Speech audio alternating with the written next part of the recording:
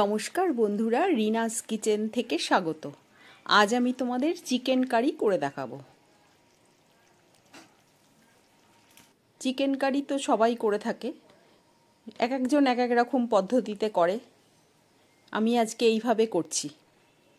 প্রথমে আমি প্রায় 500 মতো চিকেন নিয়েছি, তার মধ্যে নুন, গোলমরিচের গুঁড়ো 1 চামচ করে দিয়ে দিলাম, আর হলুদ দিয়ে এটা, আর লেবুর রস দিলাম।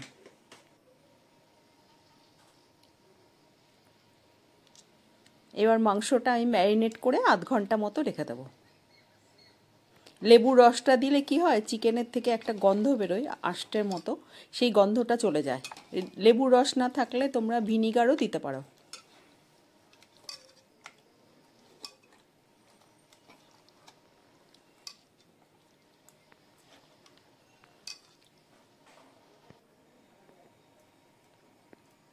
এবার আমি কড়াইতে সর্ষের তেল দিয়ে দিলাম পরিমাণ মতো,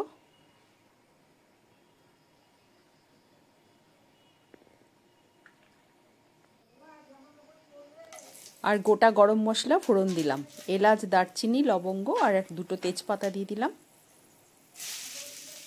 আর পেঁয়াজ কুচিয়ে রেখেছিলাম আমি 4টে মাঝারি সাইজের পেঁয়াজ, সেই পেঁয়াজটাও দিয়ে দিলাম। পেঁয়াজটা ভাজা করে নেব।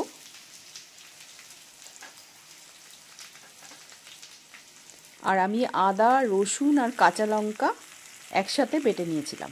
8-10টা কাঁচা লঙ্কা, 15-20 কোয়া মতো রসুন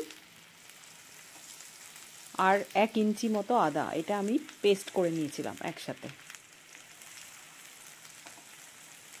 পেঁয়াজটা প্রথমে ভেজে নিয়ে তারপরে রসুনটা দিয়ে দেব।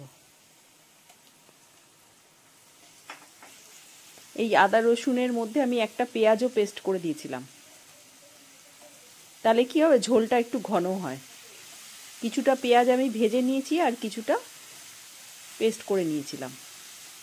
আমি কিন্তু একদম পুরোপুরি পেস্ট করিনি, অর্ধেক বেটেছি, মানে খুব কম টাইম মিক্সিতে ঘোরাবে, তাহলে রসুনের গন্ধটা স্ট্রং থাকে। ছেঁচে নিলেও পারো তোমরা হামানদিস্তাতে।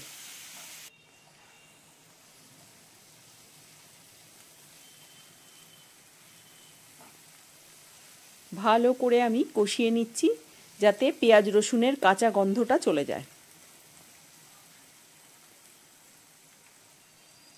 আমার কষানো হয়ে গেছে। এবার আমি মশলাগুলো দিয়ে দিচ্ছি। ধনের গুঁড়ো, জিরের গুঁড়ো, হলুদ গুঁড়ো আর কাশ্মীরি লঙ্কার গুঁড়ো। আমি কিন্তু শুকনো লঙ্কার গুঁড়ো ইউজ করিনি, কারণ আমি তো কাঁচা লঙ্কা দিয়ে করছি রান্নাটা।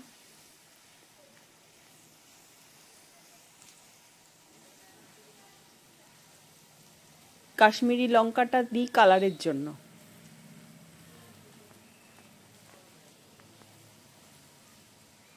এবার আমি ভালো করে কষিয়ে নিয়ে এবার আমি টমেটো সস দিয়ে দিলাম। এটা দিয়েও ভালো করে কষাতে হবে। আমি তো তেল বেশি দিই না, কম দিয়ে রান্না করছি, সেই জন্য একটু জল দিয়ে দিয়ে কষাতে হবে।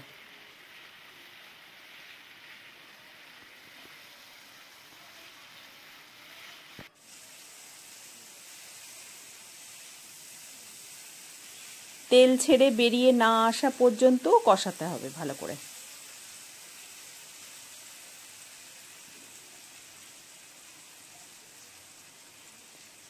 নুনটা দেয়া ছিল না, বা দিয়ে দিলাম।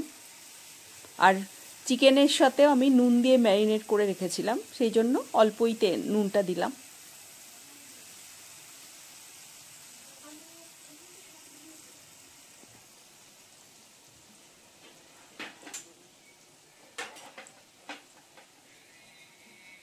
এবার ম্যারিনেট করা চিকেনটা দিয়ে দেব।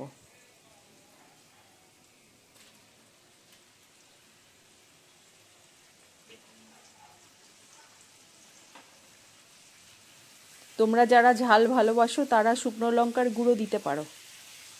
আমাদের যেহেতু ছোট বাচ্চা খাবে বলে আমি শুকনো লঙ্কার গুঁড়োটা দিইনি।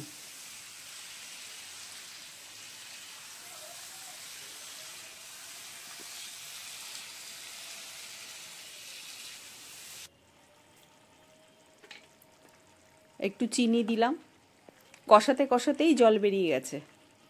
আমি ঢাকা দিয়ে দিয়ে কষাচ্ছিলাম, ওই জন্য জল বেরিয়ে গেছে।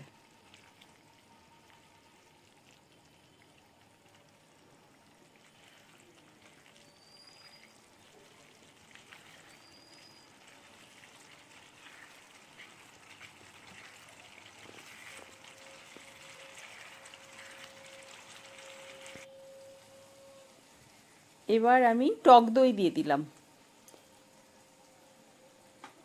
টক দইটা আমি ভালো করে ফেটিয়ে রেখেছিলাম, প্রায় 4 চামচ মতো টক দই দিয়ে দিলাম।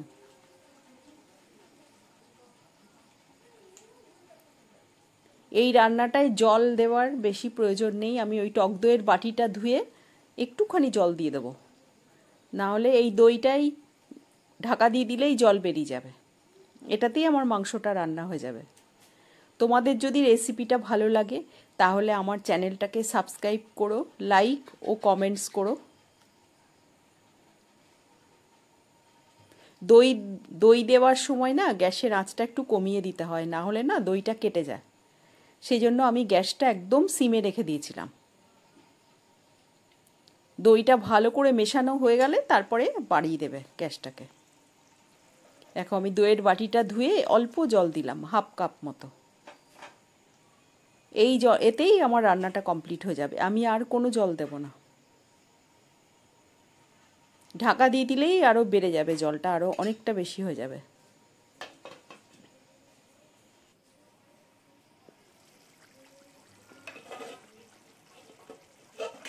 আমার রান্নাটা কিন্তু কমপ্লিট হয়ে গেছে, সুন্দর সেদ্ধও হয়ে গেছে।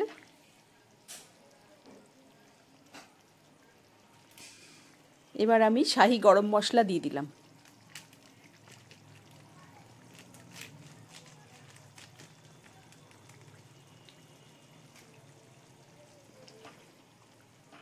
এবার আমি সার্ভিং বোলে ঢেলে নেব।